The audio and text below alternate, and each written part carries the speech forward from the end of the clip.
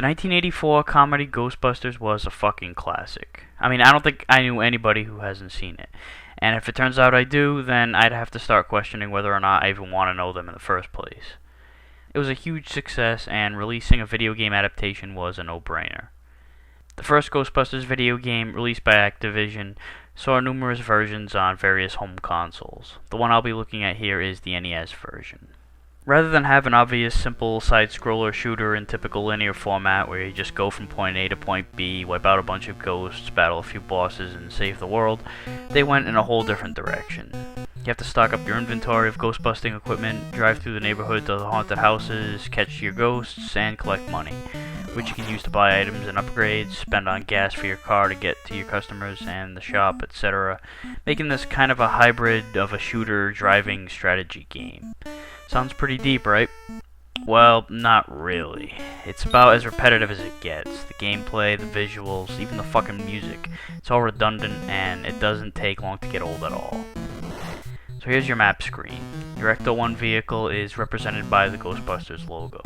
Each of the buildings represent potential haunted houses, with the exception of the gas station, the shop, and the Ghostbusters headquarters.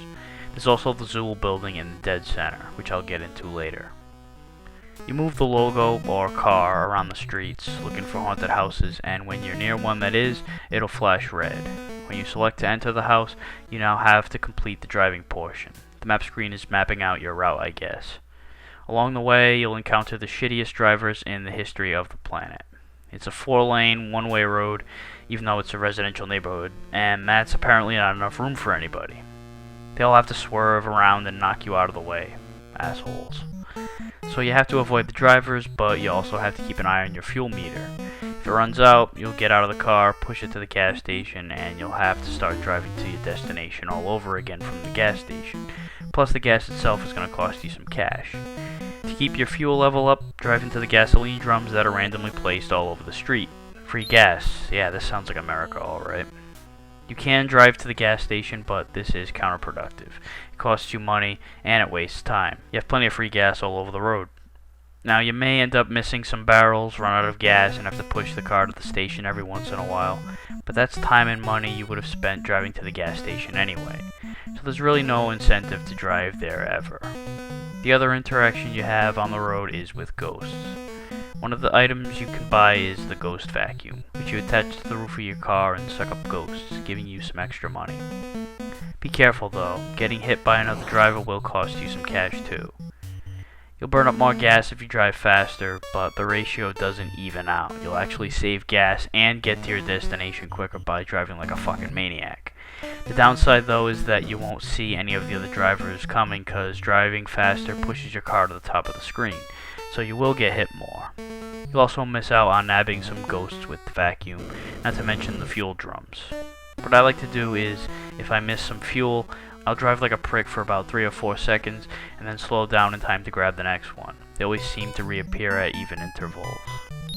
Then when you arrive at a haunted house, there's the ghost busting screen. 4 ghosts will hover around the screen, and you have to catch them by laying down your trap, firing your beam up to get hold of them, and then drag them over to the trap and activate it to catch them. Press B to toggle between each Ghostbuster so you can maneuver either one of them, and you can also alter the angle of the beam with the D-pad. Just make sure you don't cross the streams. It'll send you back to the map screen and cancel out any ghost you might have caught during this exchange. Speaking of the map screen, while you're driving around, ghosts will float toward the Zool building, and when they enter, the PKE meter will increase. It's displayed at the bottom of the map screen. If the meter gets all the way up to 9,999, then the game is over. You can freeze these ghosts on the map by running them down, but keep in mind that this will increase the distance it will take to get to your destination in the driving sequence.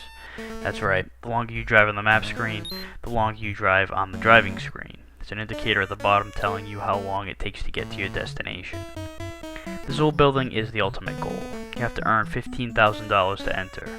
When you get in, you'll climb the stairway, avoiding the ghosts in an attempt to get to the roof to battle Gozer. Now this is one of the worst decisions of control scheme in the history of video games. To advance, you have to tap the A button repeatedly and use the D-pad to toggle which direction you're heading. It's tedious as all hell, and completely unnecessary to continuously tap a button to slowly move and tire out your thumb. Not to mention that the difficulty here is atrociously frustrating. You're moving all 3 Ghostbusters simultaneously. If any of them get hit, it counts against all 3. After 3 hits, you'll fall on your back. You fall down 3 times and it's game over. There are no continues, my friend. The ghost patterns are random, the hit detection is spotty, not to mention that the controls are stiff as shit, on top of the fact that you have to tap A constantly. And like in the film, it's 22 stories high, so you have to deal with all this redundant bullshit for a while. To save your right thumb from amputation, your best bet is to get a turbo controller, not to mention that it actually gives you a fucking chance to advance. There are a few items you can buy in the shop to help you with this. The ghost food, which will bait the ghosts into a diversion, but it only briefly distracts them. You can only use it twice, and worse yet, you still have to avoid touching them while they slowly drift down towards the food.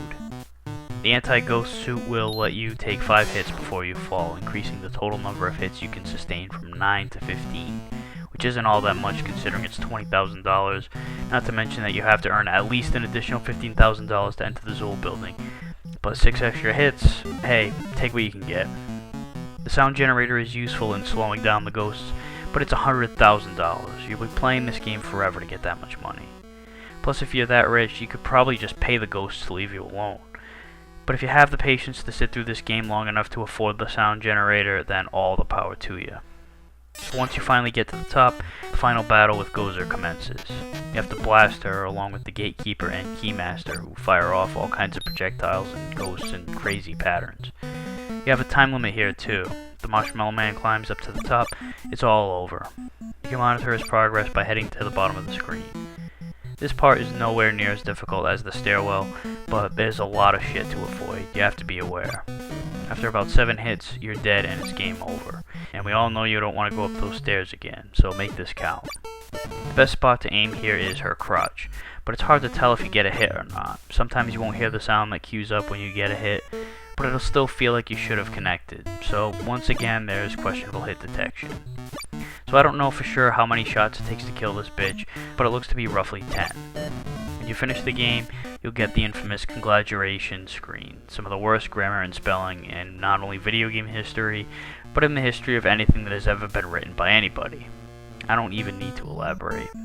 Now as far as the walkthrough goes, there's really not much I can say, seeing as how you're doing a lot of the same shit over and over again, and I already covered what you have to do on each of the screens. It won't take long to go over it, but it'll definitely take longer to play through the game by comparison. So for the walkthrough portion, I'll just go over the strategy aspect on what I recommend buying and when I'd buy it. First things first, you need equipment. You start out with nothing, so drive to the shop and buy some shit. You start out with $10,000, and although you're only $5,000 away from gaining access to the Zool building, once you spend the money to buy the equipment necessary and raising that extra money, you'll realize that you're not as close to getting to it as it seems, although you can earn a good chunk of money if you catch all 4 ghosts on the screen in one swoop. So there are 9 items you can buy. You can only carry 4 at a time, but you don't need to worry about that for a while. The most important 2 items you need right away are the beam and trap. Without them both, you can't catch ghosts. There are 2 versions of each. The standard capture beam costs $3,000, and the hyper beam, which gets more range than the standard, goes for $12,000. Since the hyper beam costs $2,000 more than your total income, and that only makes up one of the 2 items you need, you're obviously going to go with the capture beam here. As far as the traps go, the standard trap costs $1,000 while the super trap costs $6,000. Everything else you either don't need yet or can't afford, aside from the ghost vacuum, which costs $2,500. So the debate here is whether you want the standard trap and the ghost vacuum, or just the super trap. The difference between the 2 traps is the standard trap can only carry 1 ghost, which slows down the process of saving money severely. Not to mention that every time you catch a ghost, you have to empty the trap at the Ghostbuster headquarters before you can catch the next one. You can buy 3 traps, but that would only cost half of what it costs to get the super trap, which holds an unlimited amount of ghosts, so you can catch more at a time, which can significantly increase your revenue, and you never have to empty the damn thing. So yeah, it's totally worth getting the super trap first along with the standard beam. You'll only need another $1,500 to acquire the ghost vacuum, and it shouldn't take long with the super trap saving you time and allowing you to catch more ghosts at once. Once you can afford it, buy the Ghost Vacuum and you can rake in a few extra dollars in driving scenes. The next item you might want to buy once you can afford it is the Ghost Alarm, which will show you right away on the map screen which houses are haunted. You don't need to go browsing around the map screen. It'll ultimately save you some driving time if you know which ones to go to right off the bat. After racking up some more cash, then I'd trade in my old beam and go for the Hyper Beam. You're a lot more likely to catch all 4 ghosts at each ghost catching scene this way. Just keep in mind that trading in all your items will only pay you back half of what you originally paid for each, in this case $1,500. The other items are the ones I went over earlier in regards to the stairwell screen in the Zool building. The ghost food to bait the ghosts is $2,000, the anti-ghost suit to give you more hit points is $20,000, and the sound generator to slow the ghosts down is $100,000. Now individually, none of these items help you out in a major significant way, but having all of them does give you a puncher's chance. So like I said earlier, if you want to crawl your way through this plotting game and eventually save up for everything, then all the power to you. You just might need to if you want to finish this game anyway. The only thing is, you can only carry 4 items, and this should be the first time you run into that problem, unless you foolishly decided to carry multiple standard traps earlier on. So since you're going to the Zool building, you only need room for 3 items maximum, so you can dump any of the items you walked in with. You don't need any of them anymore, except for maybe the beam. I don't know if the game would actually fuck you over by making you bring your proton pack to fight Gozer, but I never took that chance, so dump the trap, vacuum, and alarm, and keep the beam just in case this is necessary. Then stock up the other 3 spots with whatever Zool building material you want. Now the thing is, whatever you decide to buy, you're gonna need to make sure that you walk out of the shop with $15,000 so you can still enter the Zool building. Otherwise you won't be able to go in, and you'll be stuck with all these items you don't need, and you'll have to go back to the shop and trade it all back for your ghost catching shit. So plan your budget accordingly. So that's Ghostbusters, an abomination of a franchise if there ever was one. I played the Atari 2600 version long before I ever got my hands on this one, and even though it's essentially the same game, it's actually better. Not really a good game at all, but not nearly as boring and frustrating as the NES version. If you ever decide to play this game, at least watch the movie right after to wash the taste of the game out of your mouth.